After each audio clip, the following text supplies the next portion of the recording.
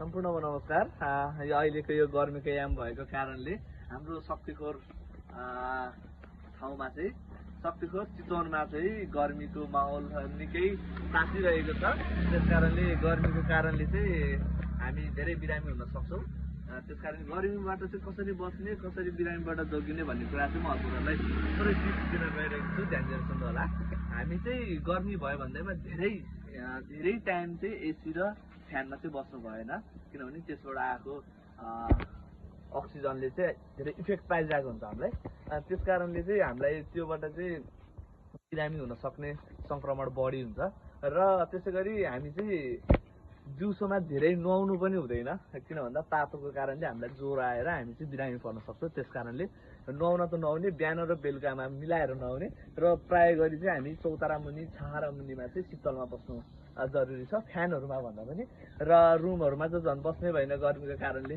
त्यसै कारणले चाहिँ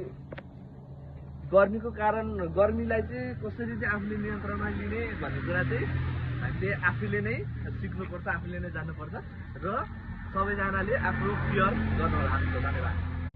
सम्पूर्णमा नमस्कार। यो अहिलेको यो गर्मीको याम भएको कारणले हाम्रो शक्तिखोर ठाउँमा चाहिँ शक्तिखोर चितवनमा चाहिँ गर्मीको माहौल निकै तातिरहेको छ। त्यसकारणले गर्मीको कारणले चाहिँ हामी धेरै बिरामी हुन सक्छौँ। त्यसकारण गर्मीबाट चाहिँ कसरी बच्ने, कसरी बिरामीबाट जोगिने भन्ने कुरा चाहिँ म हजुरहरूलाई थोरै टिप्स दिन गइरहेको छु। ध्यान दिएर सुन्नु होला।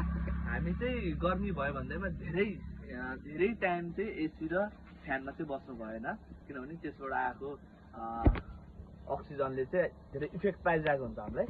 त्यस कारणले चाहिँ हामीलाई त्योबाट चाहिँ बिरामी हुन सक्ने सङ्क्रमण बढी हुन्छ र त्यसै गरी हामी चाहिँ दिउँसोमा धेरै नुहाउनु पनि हुँदैन, किन भन्दा तातोको कारणले हामीलाई ज्वरो आएर हामी चाहिँ बिरामी पर्न सक्छौँ। त्यस कारणले नुहाउन त नुहाउने, बिहान र बेलुकामा मिलाएर नुहाउने र प्राय गरी चाहिँ हामी चौतारा मुनि छाहारा मुनिमा चाहिँ शीतलमा बस्नु जरुरी छ, फ्यानहरूमा भन्दा पनि।